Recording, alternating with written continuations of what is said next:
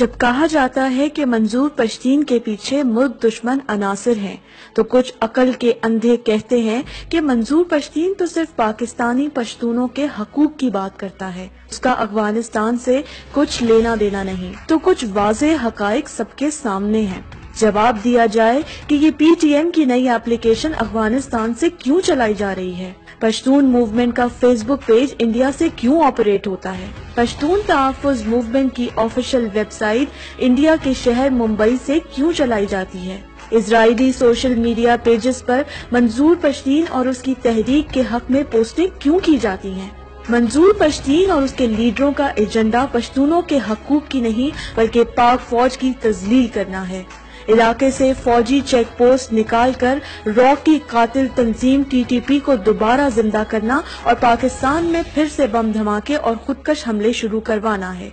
ان کا مقصد پشتونوں کے حقوق ہوتے تو یہ پاک فوج کے خلاف نہیں بلکہ سیاستدانوں اور ملکی حکمرانوں کے خلاف احتجاج کرتے، مگر ان کی منافقت دیکھیے کہ ملک کی کرپشن کو چھوڑ کر یہ احتجاج صرف اور صرف پاک فوج کے خلاف کرتے ہیں۔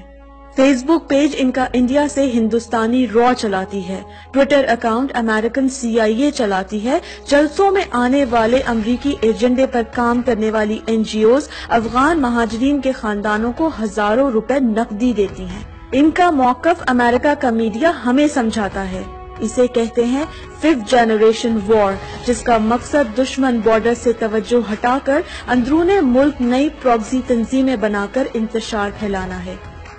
پاک فوج نے اس ملک کی حفاظت کے لیے ہر قربانی دی ہے اور آج افواج پاکستان کے خلاف ہونے والے اس محاذ میں بحیثیت قوم اس تنظیم کے ناپاک عزائم کو بے نقاب کرنا ہر پاکستانی کا فرض ہے، کیونکہ ہر پاکستانی رد الفساد کا سپاہی ہے۔